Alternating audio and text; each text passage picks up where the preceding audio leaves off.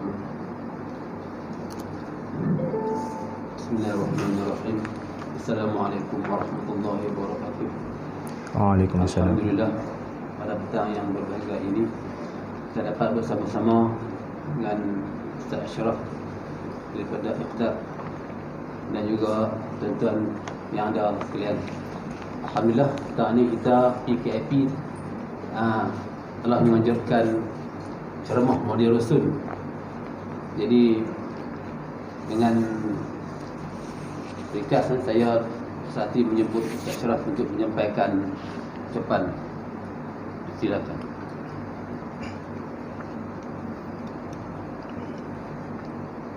Bismillahirrahmanirrahim. Assalamualaikum warahmatullahi wabarakatuh. Alhamdulillahi rabbil alamin. Wassalatu wassalamu ala ashrafil anbiya'i wal mursalin Sayyidina wa habibina wa maulana wa syafi'ina Muhammadin Rasulillahi sallallahu alaihi wasallam wa ala alihi wa ashabihi ajma'in wa ba'd. Allahumma salli wa sallim ala Sayyidina Muhammad al-Fatihi lima ughliq wal khatimi lima sabaq nasiril haq bil haq wal hadi ila siratikal mustaqim.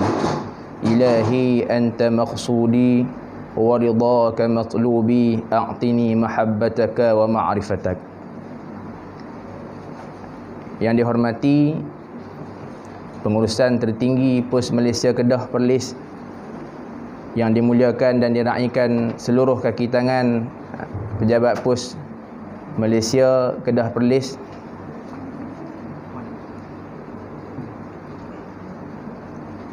alhamdulillah, pertama dan selamanya bersyukur kita kehadirat Allah Subhanahu wa taala atas limpah kurniaan dan nikmat yang diberikan oleh Allah Subhanahu wa taala kepada kita.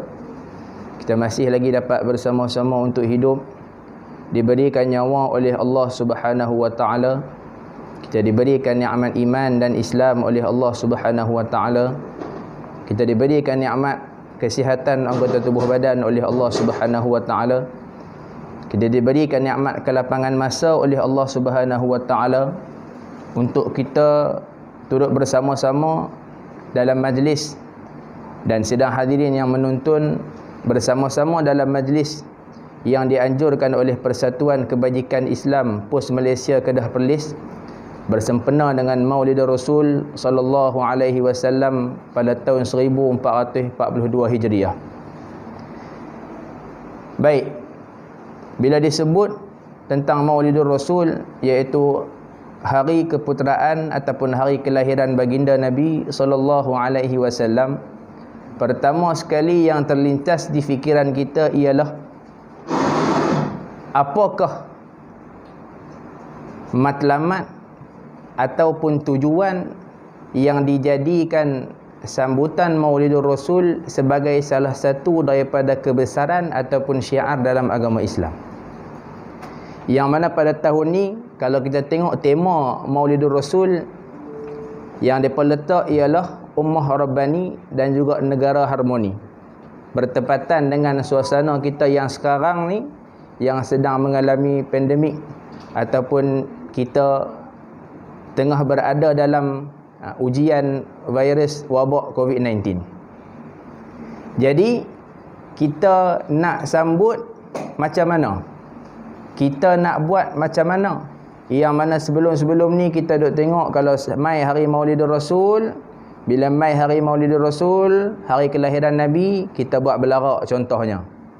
Ataupun kita buat majlis selawat contohnya. Maka apakah tujuan ataupun matlamat dia yang kita buat sebelum-sebelum ni dan juga yang kita nak buat sekarang ni dan juga yang akan datang? Maka tidak dapat tidak, tujuan dia ialah untuk menzahirkan rasa cinta dan juga kasih kita kepada baginda Nabi sallallahu alaihi wasallam. Walaupun kita bukanlah tergolong dalam golongan orang yang paling Nabi sayang, sebab kita kenal diri kita, sebab kita tahu diri kita. Adakah kita ni betul-betul kasih dan cinta kepada Nabi? Hanya kita saja yang tahu. Tetapi Dengan adanya program-program yang macam ni, dengan adanya pendidikan ataupun rasa nak menzahirkan cinta kepada Nabi, menyebabkan kita sedikit sebanyak nak ajak diri kita supaya sayang kepada Nabi. Sebab nak sayang dengan Nabi ni, nak kasih dengan Nabi ni, dia bukan kita sebut sahaja, bukan kita lafaz selawat semata-mata. Dia ada cara, dia ada tata cara yang telah disusun oleh para ulama untuk membuktikan bahawa seseorang itu, bahawasanya dia ni cinta dan juga kasih kepada baginda Nabi SAW. Cabangan daripada salah satu daripada rasa cinta ialah apa yang kita buat sekarang, iaitu menganjurkan program, menganjurkan selawat, menganjurkan apa-apa perkara yang mengajak kita semua, sama ada yang berada di sini ataupun yang menonton, untuk sama-sama kita ingat, sama-sama kita sayang kepada baginda Nabi SAW. Baik, apa yang disusun oleh para ulama untuk kita menyatakan rasa zahir cinta kita, yang mana Allah Ta'ala firman dalam Quran, qul in kuntum tuhibbunallaha fattabi'uni yuhibbukumullah wa yaghfir lakum dhunubakum. Nak habaq macam mana yang kita ni rasa cinta dan kasih dekat Nabi ni? Nak bagi tahu macam mana? Adakah dengan setiap tahun kita buat majlis belarak? Bukan. Adakah dengan setiap tahun kita buat program sahaja? Bukan pada hari-hari lain kita tak ingat pun dekat Nabi, time program saja? Bukan. Yang disusun oleh ulama, rasa cinta dan kasih kepada Nabi yang pertama sekali ialah kita kena kenal. Pertama sekali kita kena kenal siapakah baginda Nabi SAW. Siapa mak ayah dia, macam mana kelahiran dia, apa yang berlaku peristiwa-peristiwa sepanjang dia menjadi Nabi SAW, dan peristiwa sebelum daripada dia diangkat menjadi Nabi SAW, yang mana sejarah tersebut tidak dapat dirungkai dalam masa sehari dah. Kita kena cari. Macam kita nak kenal dengan kawan kita, kita nak sayang dengan kawan kita, mula-mula kenal tak sayang lagi. Yang boleh ada rasa sayang yang rapat, yang erat tu macam mana? Kita kenal dia, kita tahu nama dia, mak ayah dia siapa, dia mengaji di mana, dia buat apa benda baik yang dia buat. Perkara-perkara tersebut menyebabkan kita rasa aku ni sayang dekat dia. Sama juga macam baginda Nabi SAW, nak sayang dengan Nabi, yang pertama sekali kita kena kenal.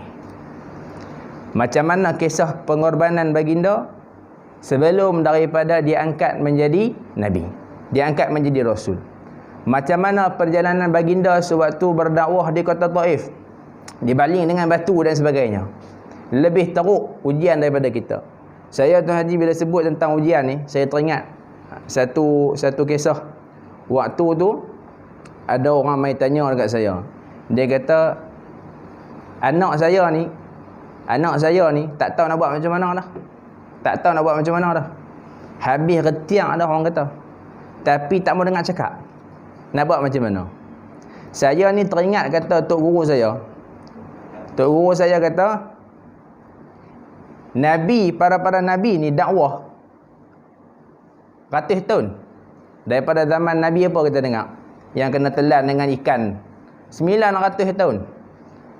Nabi Muhammad SAW sepanjang hidup dia, daripada dia mangkit tidur sampai dia nak tidur pula, dakwah. Yang dipikir dalam kepala ialah dia nak dakwah kepada ummah. Maksud kata lama. Saya pun tanya, menggunakan kata-kata guru saya tu, saya tanya kepada waris tersebut. Saya kata, berapa tahun dah duk didik? Nak kata nak suruh dengar cakap tadi tu. Maksud dengar cakap tu nak suruh semayang, nak suruh pergi sekolah. Dia kata duk didik ni, budak tu sekolah rendah lagi. Duk didik ni, kata contohlah 7-8 tahun dah, kata 7-8 tahun belum lagi kita nak mengeluarkan kata-kata bahawasanya budak ni memang tak mau dengar cakap. Sebab apa? Sebab Nabi Muhammad SAW dakwah lebih pada tu, sebelum daripada umat Nabi nak, mudah bahasa dia, nak dengar cakap ataupun nak ikut apa yang Nabi Muhammad ajak. Jadi bila kita kenal Nabi, macam mana pengorbanan Nabi, macam mana sejarah Nabi membawa agama Islam sebagai agama yang tinggi, al-Islamu ya'lu wa la yu'la alaih, yang tinggi tu, barulah kita rasa, oh bukan senang rupanya aku nak didik anak aku, nak didik kawan-kawan, nak didik, kalau kata seorang majikan nak didik orang bawah, seorang orang bawah nak bagi tahu kat majikan, bukan senang, perlukan kepada kesabaran yang tinggi. Sebab Nabi Muhammad SAW pun sentiasa bersabar dalam nak berdakwah. Jadi bila kita mengaji sejarah, bila kita kenal, kita tahu, oh sayangnya Nabi Muhammad dekat aku, cintanya Nabi Muhammad dekat umat dia. Waktu mana di Bukit Taif, sewaktu mana baginda dibaling dengan batu oleh penduduk kota Taif waktu ketika tu, datang malaikat Jibril alaihi salam menawarkan kepada baginda untuk membalikkan Bukit Taif pada ketika tu. Apa kata baginda? Baginda kata, aku ni diutuskan bukan untuk menyakiti, bukan untuk bagi sakit umat, untuk berdakwah, untuk menyampaikan. Sama ada terima ataupun tidak terima, itu ialah urusan daripada Allah Subhanahu Wa Taala. Bila kita dengar benda tu, kita lah ni dalam situasi sekarang ni, kita pernah tak bagi nasihat dekat orang? Pernah. Tapi kadang-kadang orang tak dengar nasihat kita ni. Kita boleh bagi tahu lah. Bila orang tak dengar nasihat kita, kita rasa macam, ish dia ni aku geram sungguh. Awak dia tak dengar nasihat aku ni, aku cakap betul. Tapi rupanya bila kita mengaji sejarah Nabi, tak. Kita hanya tugas kita ialah menyampaikan. Yang baki daripada tu, yang nak dengar, yang nak faham dan yang nak ikut ialah Raja Allah Subhanahu Wa Taala. Samalah anak pun, tugas dia kita nak didik. Samalah orang kerja pun, samalah majikan pun. Walaupun kita lebih pandai daripada majikan, ataupun majikan lebih pandai daripada orang kerja, kita nak nasihat sama menasihati, nak tegur sama tegur, boleh. Tapi urusan yang nak terima dan tak terima tu ialah urusan Allah Subhanahu Wa Taala. Yang pertama sekali, pokok dia ialah kena kenal. Yang tu pertama sekali. Kalau kita tak kenal Nabi, kalau kita tak tahu macam mana sejarah Nabi, kita takkan mai ada satu rasa zauq yang mana kita ni rasa cinta kepada baginda Nabi SAW. Nak habaq kata kita ni umat yang wajib menzahirkan rasa kasih, rasa cinta, tak boleh nak mai. Sebab apa? Yang pertama tu kita tak ada, iaitu kenal. Yang pertama sekali kita kena kenal. Baik. Yang seterusnya, yang kedua ialah mengamalkan sunnah Nabi SAW dalam seluruh kehidupan kita. Sunnah Nabi ni banyak. Sunnah Nabi ni banyak. Dan saya yakin bila saya bercakap, sama ada sidang penonton yang dengar secara live ataupun orang yang berada di hadapan, bila kita sebut tentang sunnah Nabi, kita dah tahu dah sunnah Nabi ni start daripada bangkit tidur, jaga sampai nak tidur balik. Semua Nabi Muhammad SAW ajak dengan satu tuntutan yang sangat baik. Maka kita sebagai umat Nabi SAW, yang pertama tadi kita dah kenal, sebab kita dah mengaji. Kita mengaji dengan guru ni, kita dah tahu dah yang Muhammad ni sekian macam mana dia punya sejarah dia, perjalanan dia macam mana, pengorbanan dia macam mana. Dah ada rasa sayang. Kita kenal kawan kita tu, dah ada rasa sayang dengan kawan kita. Tapi macam mana nak zahirkan rasa sayang tu? Macam mana nak bagi tahu kata aku ni sayang dekat hang ni. Kita ni memang saudara sesama Islam. Ataupun kita sayang kat isteri kita dah kenal, kita dah kahwin. Macam mana nak zahirkan rasa sayang? Kalau zahirkan rasa sayang kepada Nabi, kita kena mengamalkan sunnah dia. Start daripada bangkit tidur sampai kena tidur balik. Tidak kita kena amal. Kalau tak boleh buat semua, jangan tinggal semua. Dan jangan tinggal perkara-perkara yang wajib yang Nabi Muhammad SAW buat, maka kita juga turut sama wajib. Maka kita tidak boleh kata kita ni sayang kepada Nabi, tapi kita tidak ikut apa yang Nabi Muhammad SAW cakap. Saya buat contoh perumpamaan, sebab sekarang ni saya bercakap di pejabat pos. Pejabat pos ni masyhurnya dengan orang yang berniaga. Masyhurnya dengan orang yang buat bisnes lah. Lain daripada urusan hantar barang yang biasa ni, berniaga. Lah ni memang sangat popular. Bila berniaga, pertama sekali yang mai terlintas kalau untuk orang Islam ni ialah untuk ikut jejak langkah ataupun sunnah Nabi. Sebab apa? Nabi Muhammad SAW waktu dia, sepanjang sejarah perjalanan hidup dia ada berniaga. Berniaga, perniagaan pertama sekali perniagaan pak menakan dia. Yang kedua ialah perniagaan isteri dia, iaitu Khadijah. Dia berniaga. Bila kita tahu sejarah berniaga, kita dah mengaji tadi yang dekat sejarah dah kenal tadi. Tapi mai di bawah kita nak berniaga, tak apalah, kita nak mengamalkan sunnah. Tapi kita buat berniaga, tapi bukan sama pun berniaga macam berniaga Nabi. Sebab apa?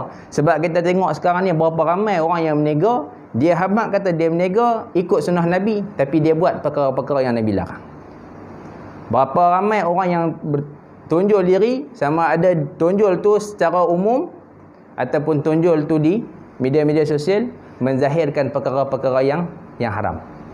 Maka dia tak boleh nak bagi tahu menega ni ialah menega seperti mana yang Nabi Muhammad SAW anjurkan, tak boleh. Sebab apa? Sebab itu ialah bersalahan dengan sunnah secara detail. Kena dengan hak menega tadi.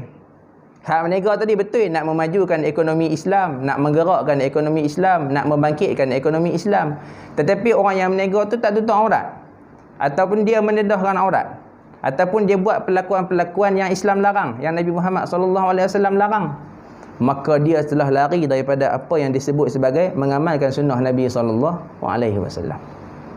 Termasuk juga dalam tu penipuan dalam berniaga, termasuk juga dalam tu penyembunyian dalam berniaga, termasuk juga dalam tu kita bagi tahu, kita cerita benda-benda yang tidak sepatutnya kita berniaga. Banyaklah ni benda yang tak boleh berniaga, kita berniaga. Maka kalau kita nak kata kita ni zahir rasa cinta kepada Nabi dengan berniaga, maka kita kena ikut seperti mana berniaga yang Nabi Muhammad SAW ajak.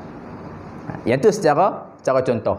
Secara umumnya, segala benda yang Nabi Muhammad buat, daripada bangkit tidur, Nabi Muhammad baca doa.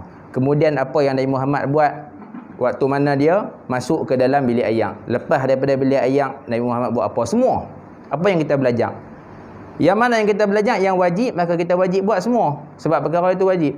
Maka yang sunat tadi tu, kalau kita tidak mampu buat semua, maka kita jangan tinggal semua.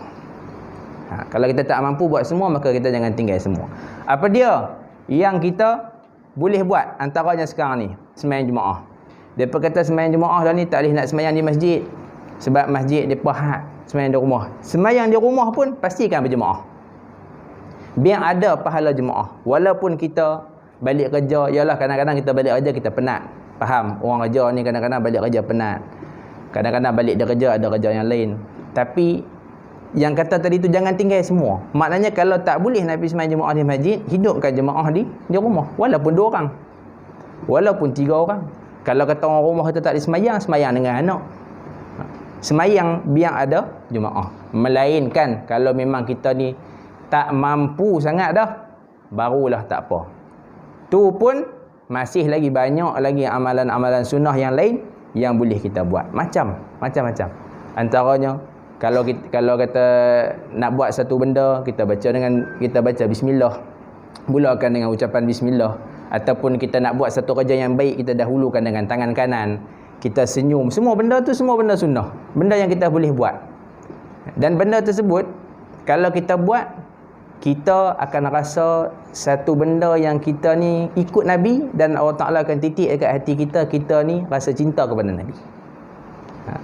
Kembali balik kepada tadi yang saya hebat, kalau kita kenal kawan kita, macam mana yang kita kata nak kasih dengan ikut tadi tu. Sebab tadi yang cerita pasal Nabi, bila dengan kawan ajak kita pergi makan, kita pergi makan.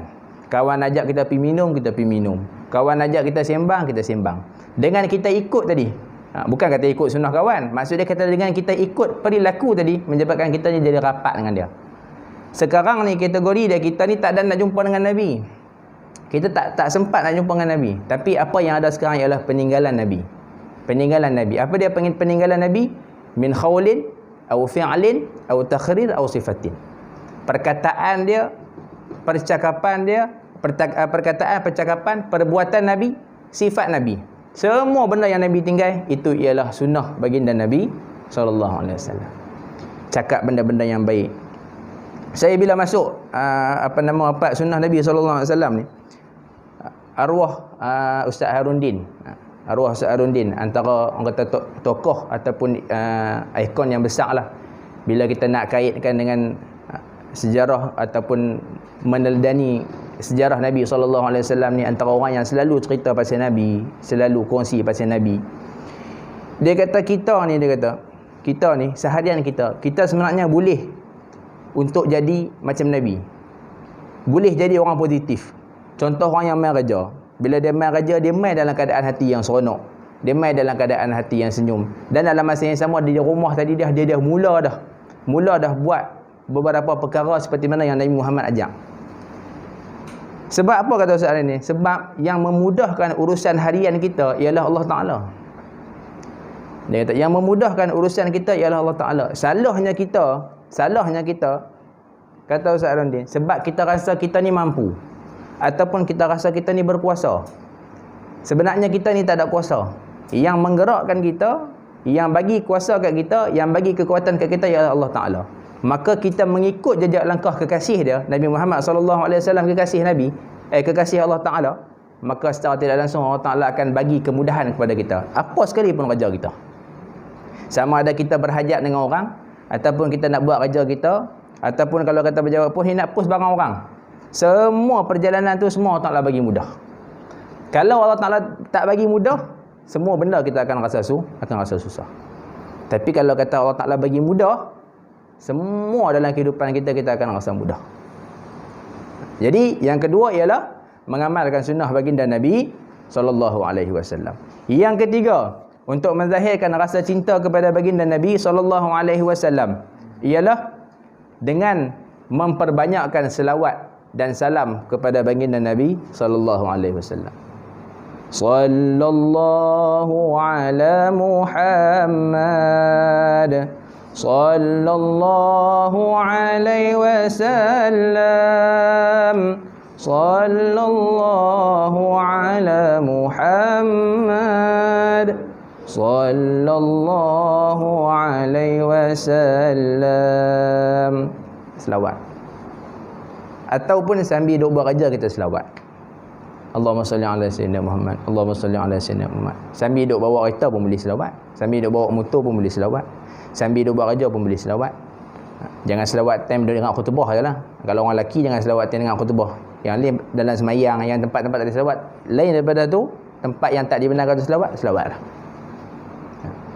Sebab apa? Selawat sebenarnya mencantikkan kehidupan kita. Selawat mencorakkan kehidupan kita ke arah yang lebih baik. Orang Islam yang boleh selawat, yang boleh duha, yang boleh tahajud dan baca Quran. Ni semua sunat. Selawat, sembahyang duha sunat, sembahyang tahajud pun sunat, baca Quran pun sunat. Tapi dia boleh buat 4 perkara ni, dia hebat. Walaupun sikit, tapi istiqamah. Siapa yang buat 4 perkara ni? Ulama. Siapa ulama? Orang yang takut kepada Allah Ta'ala. Siapa ulama? Orang yang cinta kepada Nabi SAW. Macam mana kehidupan kita? Macam mana kehidupan mereka? Masya Allah, kehidupan mereka sangat cantik. Sehingga kan yang kata nama ulama ni, kalau kita dengar cerita dulu-dulu, ya, sehingga kan mereka ni langsung tidak berhajat kepada dunia. Bukan tak mau dunia. Dia kalau tak mau dunia ni, tak mau, tak bercampur terus. Tak berhajat ni maksud dia tidak berkehendak. Kalau kata kita teringin sekian-sekian, yang kata ulama ni, dia tak teringin macam mana yang kita teringin. Kita nak teringin nak makan sedap, nak pakai baju elok, tak ada rasa. Sebab apa? Dalam hati mereka pada ketika tu ialah hanya nak menjalani kehidupan. Matlamat tujuan dia adalah untuk jumpa dengan Allah Ta'ala. Zahirkan diri dengan selawat. Dan saya tengok orang yang amal selawat ni, Allahu Akbar, orang yang sentiasa dalam diri dia sebati dengan selawat, kehidupan dia jadi mudah. Sebab apa? Sebab dia sudah menzahirkan rasa cinta, rasa sayang dia dekat Nabi. Dan selawat juga ialah satu-satunya amalan yang diterima oleh Allah Subhanahu Wa Taala, walaupun pada ketika itu kita tidak berkehendak. Kita tidak berkehendak. Selawat, kalau mengucap 2 kalimah syahadah, perlu mai dengan i'tiqad, kena ada akidah, mengaku dan percaya Allah Ta'ala dan juga Nabi SAW sebagai pesuruh. Tapi selawat tak perlu sampai mai, ya Allah ni aku nak niat selawat, tak payah. Selawat je sambil duk buat kerja. Walaupun kita tak fikir pun selawat tu, kita dah buat kerja lain. Allahumma salli ala sayyidina. Duk buat apa? Duk tengah menulis contohnya. Duk tengah bawa kereta, Allah tak payah fikir nak bawa kereta sudah, tapi sambil selawat. Sebab tu orang yang biasa selawat ni, bila-bila mana pun dia akan selawat. Dia rasa dah, orang kata apa, sebati. Dan kehidupan dia insya-Allah akan jadi mudah. Maka yang ketiga kata ulama, untuk menunjukkan bahawasanya kita ni rasa cinta dan kasih kepada Nabi, ialah dengan memperbanyakkan selawat dan salam kepada baginda Nabi SAW. Yang mana hadis yang diriwayatkan oleh Imam Nasa'i, man shalla alayya salatan wahidatan sallallahu alaihi asharan salawat. Barang siapa yang berselawat ke atasku, kata Nabi, ke atas baginda Nabi SAW sekali, Allahumma salli ala sayyidina Muhammad, maka Allah Subhanahu wa taala akan berselawat ke atasnya 10 kali. Berselawat ke atasnya orang yang selawat tersebut, iaitu memberi rahmat, memberi keampunan dan memberi kesejahteraan kepada orang yang berselawat. Maksud Allah Taala berselawat ke atas orang tu 10 kali itu, Allah Taala bagi kelapangan, kesejahteraan, keamanan orang yang berselawat kepada baginda Nabi SAW. Dan esok-esok ni kita nak mengharapkan syafaat baginda Nabi SAW bila di hari kiamat esok-esok ni, ialah orang yang banyak selawat. Macam mana kita nak harap syafaat Nabi kalau kita tak pernah selawat? Macam mana kita nak harap syafaat Nabi kalau kita tak kenal dengan Nabi? Macam mana kalau kita nak harap syafaat Nabi kalau kita tak pernah ikut pun sunnah Nabi SAW? Esok-esok ni dekat padang mahsyar, waktu tu semua orang duduk tengah risau. Masing-masing nak diperhitungkan amalan. Saya, tuan-tuan, sidang penuntun, kita semua risau. Sebab apa kita risau? Sebab kita yang kenal diri kita waktu mana kita hidup atas muka bumi ni. Adakah kita ni tergolong dalam golongan orang yang sempat bertaubat? Ataupun kita tergolong dalam golongan orang yang lalai? Adakah kita tergolong dalam golongan orang yang husnul khatimah? Amin ya Allah. Ataupun kita tergolong dalam golongan orang yang su'ul khatimah wal'ayazubillah. Kita saja tahu. Jadi bila duduk di padang mahsyar tu, semua risau. Bila waktu nak risau itulah baru mai. Oh, waktu di muka bumi ni mengaji dengan Tok Guru ni, atau belajar dekat kitab ni, ataupun dengar hadis ni, ataupun ada orang sampai bahawasanya baginda Nabi SAW boleh bagi syafaat dekat umat dia. Boleh bagi syafaat dekat umat dia. Nabi lain tak boleh bagi. Nabi Muhammad SAW boleh bagi syafaat dekat umat dia.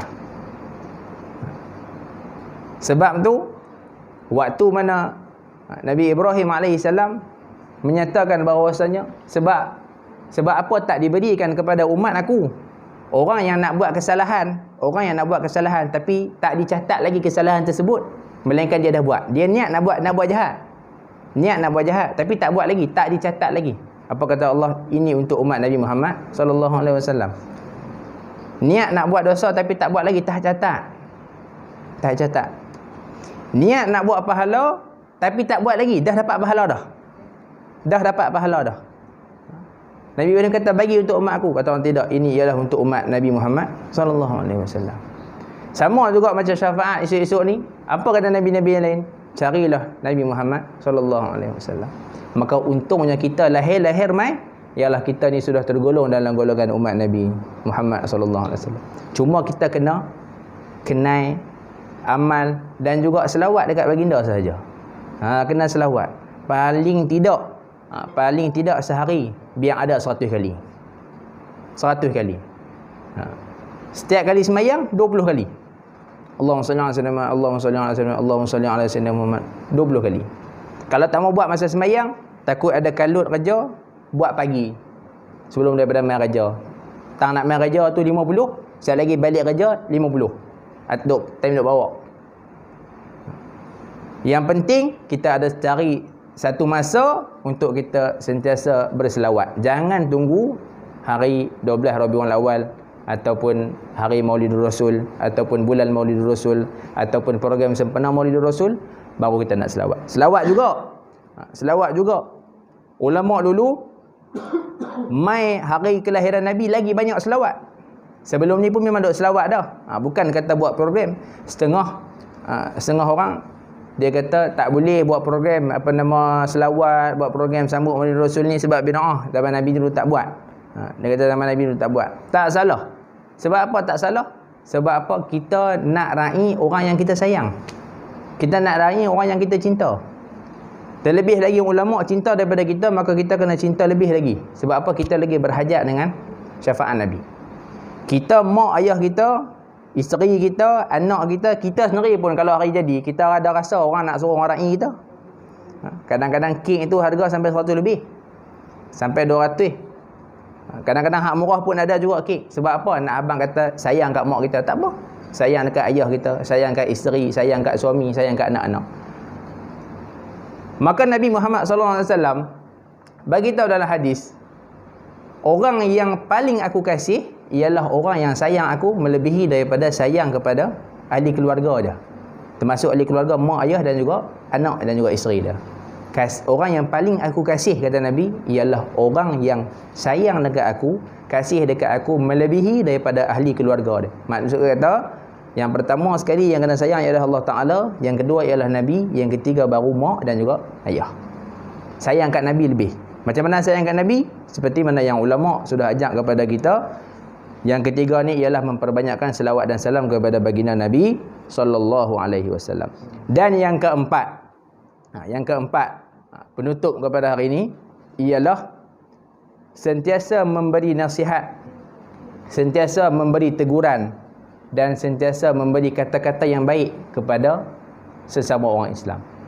Seperti mana yang diriwayatkan dalam hadis Muslim, ad-dinun nasihah, qulna liman qala lillahi wa li kitabihi wa li rasulihi wa li a'immatil muslimin wa ammatihim, atau kama qala Nabi sallallahu alaihi wasallam. Agama ni nasihat, kata Nabi. Nasihat tu apa dia? Kita buat mai satu kata-kata yang baik, satu teguran yang baik, satu tingkah laku yang baik untuk kita ajak orang ikut kepada jalan-jalan yang telah disusun, yang telah diajarkan oleh baginda Nabi sallallahu alaihi wasallam. Sama ada yang kita nak ajak tersebut seorang ayah nak ajak seorang anak, sama ada seorang suami nak ajak seorang isteri, sama ada seorang majikan nak ajak orang bawah dia, ataupun sebaliknya, maka gunakanlah nasihat yang baik. Gunakanlah nasihat yang baik. Nasihat-nasihat ni semua dah disusun dan diajak oleh Nabi. Semua dah disusun dan diajak oleh Nabi. Kita nak utarakan tu, bahasakanlah dengan baik. Ud'u ila sabili rabbika bil hikmah wal mau'izatil hasanah. Kita ajak orang, kita nak cerita ke orang, kita nak panggil orang, panggil dengan cara yang baik. Kita nak tegur isteri kita, kita tak boleh tegur kasar. Contoh, kalau kita tahu isteri kita ni jenis orang yang suka tengok drama waktu maghrib, kita tak boleh balik. Kita nak pergi masjid, kita jenis orang pergi masjid. Contohlah, dia orang pergi masjid, kita nak keluar pergi masjid tu, hampa duk tengok TV apa ni, nak masuk neraka ke? Tak boleh macam tu. Tak boleh macam tu. Sebab apa? Sebab nak ajak dengan baik. Permulaan tu kita nak ajak dengan baik, nak ajak dengan hikmah. Kita pergi dekat dia, ni nak habaq mai kata waktu ni waktu maghrib, lagi baik kalau kita duduk atas sejadah, kalau tak mau pergi masjid pun zikir dulu, tunggu sembahyang waktu. Dia akan dengar dengan baik. Dia akan dengar dengan baik. Tapi kalau kita permulaan ajak tu kita dah ajak dengan kasar, maka orang yang menerima tu pun dia akan menerima dengan kasar. Dengan kasar. Saya buat kesimpulan ni untuk umum. Sama ada yang atas nak menegur yang bawah, ataupun yang bawah untuk kita tegur yang atas. Wa imma anak pun nak tegur mak dan ayah. Dia ada anak ni nak tegur mak ayah, sebab kadang mak ayah ni dia mak ayah yang tak mengaji agama. Mak ayah yang tak mengaji agama, maksudnya tak ada kefahaman agama yang detail. Tapi anak ni alhamdulillah, sebab amanah, maka dia hantar anak tersebut untuk pergi mengaji agama. Tapi bila anak tu balik main di rumah, anak ni dah mengaji dah dengan tok guru dia, anak ni nak tegur, maka tegurlah dengan teguran yang baik. Tegurlah dengan satu nasihat yang baik, yang membolehkan bila orang dengar, orang terima kita dengan baik. Dan dalam nasihat ni juga disebutkan oleh ulama, kita sentiasa menyuci jiwa dan juga diri kita ke arah perkara-perkara yang baik. Yang dekat part ni saya nak masuk panjang sikit. Tengoklah dekat mana dan. Sebab tadi yang pertama kita ada kenal dengan Nabi. Yang kedua, kita ada amal sunnah Nabi. Yang ketiga, kita ada sentiasa selawat dan salam kepada baginda Nabi SAW dan juga para sahabat ahli keluarga. Yang keempat, nasihat yang baik. Dan tambahan juga dalam nasihat yang baik ni ialah menyucikan diri kita daripada perkara-perkara yang tidak baik. Ataupun disebut sebagai tazkiyatun nafs. Sebab apa? Sebab kita manusia keluar mai, lahir mai, lepas daripada kita lahir mai daripada alam rahim, keluar mai atas muka bumi ni, alam kehidupan, maka kita diberikan oleh Allah Ta'ala segala macam pilihan untuk kita. Kita diberi pilihan. Kita boleh terikut ke arah kejahatan dan kita boleh terikut ke arah kebaikan. Maka untuk memberi nasihat, pertama sekali ialah kita kena cuba untuk bersih diri dan juga jiwa kita. Kita bagi nasihat juga ke orang, tapi dalam masa yang sama proses untuk kita perbaik diri kita, baiki diri kita. Sebab tadi kita dah ikut Nabi, kita dah kenal Nabi, kita dah selawat. Kita kena ada satu lagi, cuci diri, cuci jiwa kita daripada buat segala perkara-perkara yang tidak baik. Sebab apa kata kita cuci diri kita? Sebab kita ni selalu terikut dengan sifat-sifat mazmumah. Kita selalu terikut dengan jejak langkah syaitan. Kita selalu terikut dengan hasutan-hasutan iblis syaitan. Maka proses untuk menyucikan diri kita ialah kena mengaji, kena belajar, kena ambil tahu semua pasal ilmu-ilmu agama walaupun asas, dan juga jangan tinggal baca Quran. Kerana baca Quran ni ialah zikir yang paling besar sekali. Kerana Al-Quran ialah firman ataupun kalam daripada Allah Subhanahu Wa Taala. Nak cuci diri kita. Sebab kita ada maqam nafsu. Kita dalam diri kita semua ada nafsu. Dalam diri kita semua ada nafsu. Nafsu ni tak boleh nak cabut. Nafsu tak boleh nak cabut dari diri. Tapi kita boleh didik nafsu. Sebab tu dalam Quran ada nafsu ammarah, la ammaratun bisu. Dalam Quran ada nafsu mutmainnah, nafsu yang baik. Ya ayyatuhan nafsul mutmainnah, irji'i ila rabbiki radiyatan mardiyah, fadkhuli fi ibadi wadkhuli jannati. Sebab apa nak cuci diri? Sebab kita nak jadi umat Nabi Muhammad sallallahu alaihi wasallam. Nak kena cuci diri. Daripada nafsu kita yang asal nafsu yang suka kepada keburukan, nafsu yang suka nak bermewah, nafsu yang suka kepada nak seronok, nafsu yang suka kepada nak rehat, nafsu yang suka kepada malah ibadat. Kita nak tukar nafsu tersebut kepada nafsu yang rajin ibadat, rajin sedekah, rajin berfikiran positif, rajin memberi nasihat, rajin selawat. Nak tukar. Macam mana nak tukar? Membanyakkan bacaan Al-Quran dan zikir kepada Allah Subhanahu Wa Taala. Al-Quran. Al-Quran ni antara part yang sangat penting. Sehingga kan Allah Ta'ala sebut dalam Quran, la tahzan innallaha ma'ana. La tahzan, jangan bersedih. Allah Ta'ala bersama-sama dengan kita yang bersedih. Bersama tu maksud dia baca Al-Quran. Allah Ta'ala ada dengan kita. Kalau kita baca Quran, seolah-olah kita menjawab segala macam persoalan yang kita telah alami waktu mana kita hidup atas muka bumi ni. Al-Quran. Dan orang yang nikmat membaca Al-Quran, hebat orang yang baca Al-Quran, darjat orang yang baca Al-Quran, Allah Subhanahu Wa Taala saja yang tahu. Allah Taala angkat darjat orang yang baca Al-Quran.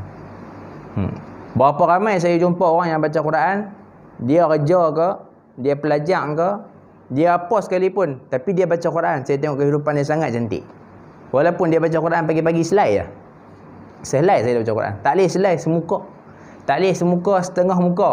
Setengah muka lah. Kalau kurang pada tu nampak macam orang kata, saya dia kata malas sangat pula. Dia kata malas sangat pula. Setengah muka tu kira okey lah. Setengah muka.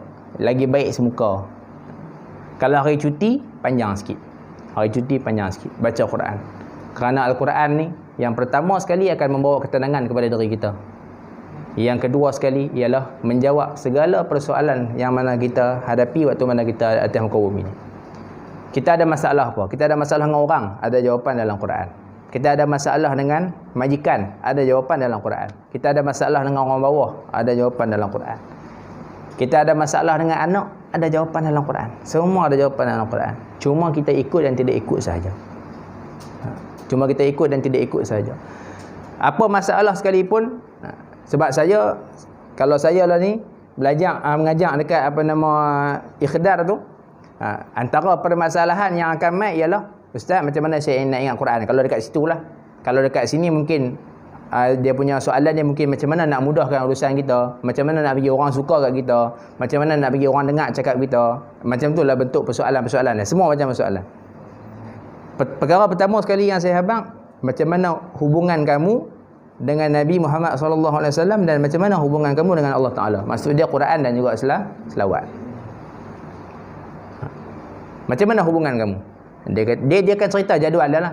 Pelajar ni bila dengan kita, dia akan cerita lah. Ataupun member dengan kita, dia akan cerita.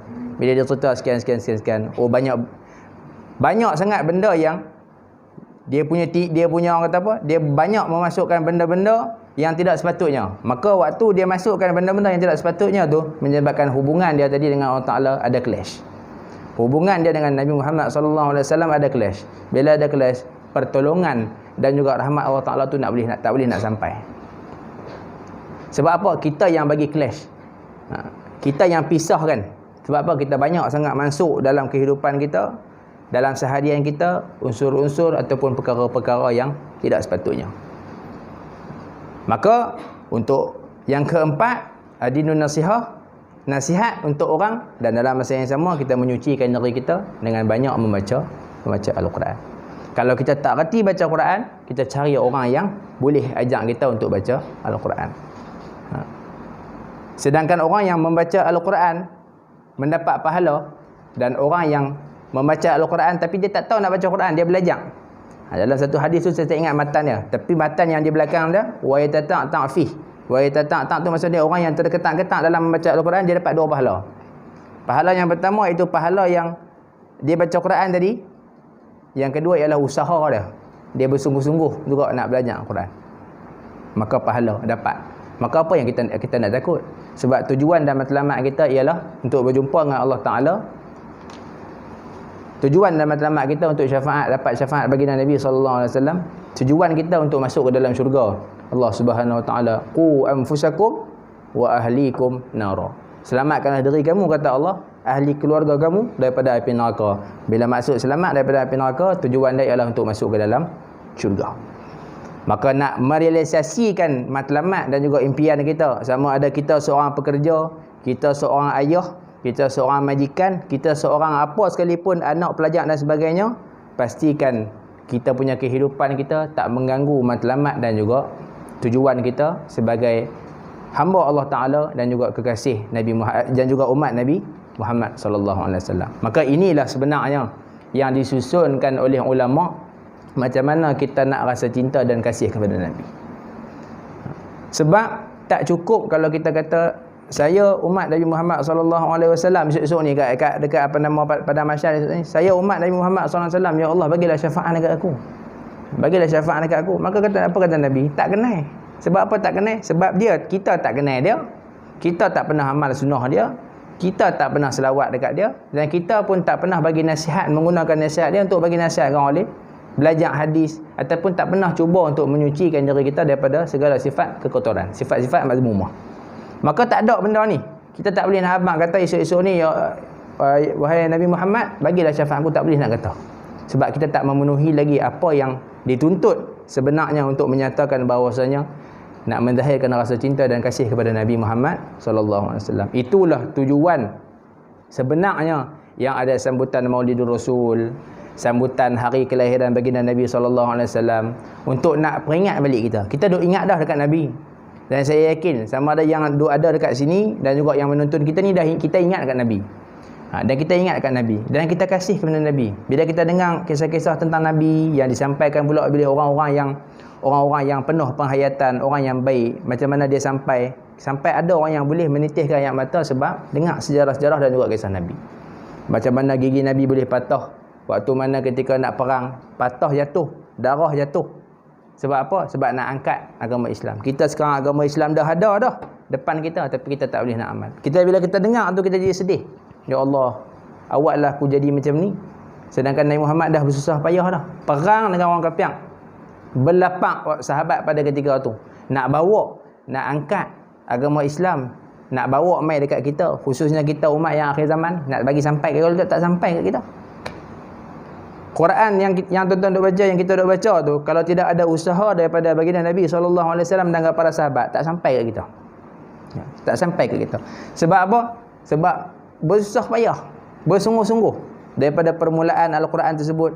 Saya cerita sikit sejarah Al-Quran. Permulaan Al-Quran tersebut daripada mai Jibril alaihi salam ajak kepada baginda, kemudian baginda pada permulaannya waktu di Gua Hira tu, dia ajak dengan Iqra bismi rabbikal ladzi khalaq, macam mana takutnya balik selimut, isteri selimut, demam. Lepas tu berlaku proses pengajaran antara malaikat Jibril dengan Nabi. Kemudian Nabi baca, para sahabat tulis.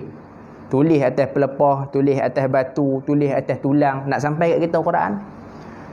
Dah tulis tu pula tak ada baris pula.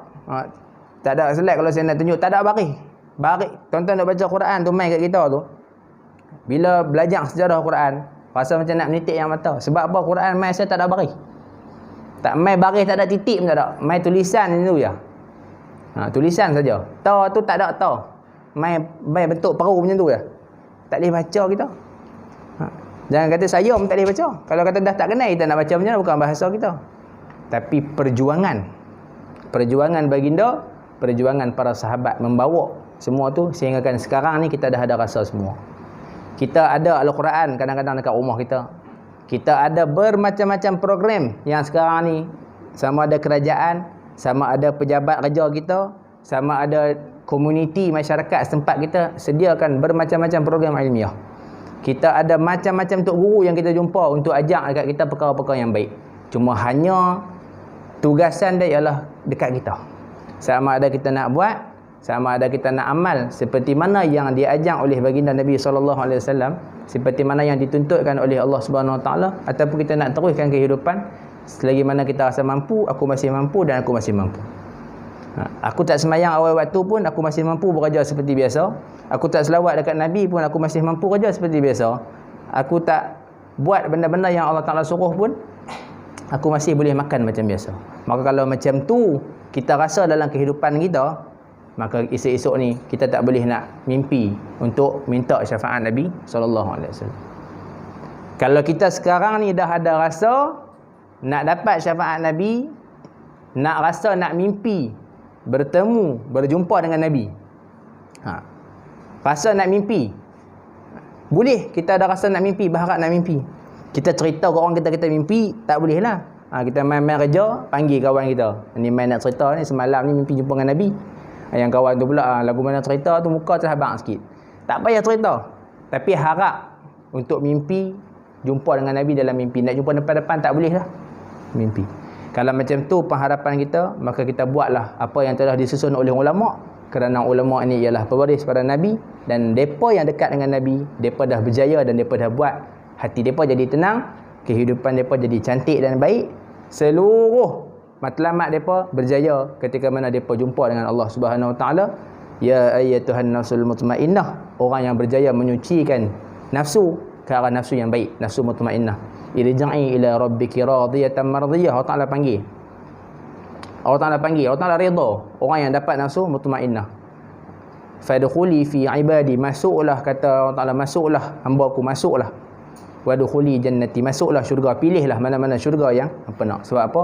Sebab dia dah berjaya membuat apa yang dituntut oleh Allah Ta'ala dan apa yang diajarkan oleh baginda Nabi sallallahu alaihi wasallam. Jadi saya rasa takat tu saja kot untuk perkongsian slot pada petang ini bersempena dengan sambutan Maulidur Rasul, hari kelahiran baginda Nabi sallallahu alaihi wasallam, yang mana anjuran daripada Persatuan Kebajikan Islam PUS Malaysia Kedah Perlis, mudah-mudahan sedikit sebanyak perkongsian ataupun penceritaan yang mana kita sama-sama dengar dan sama-sama kita tuntun pada petang yang mulia ini menjadi satu asbab kita ni lebih sayang, lebih cinta dan lebih kasih kepada baginda Nabi sallallahu alaihi wasallam.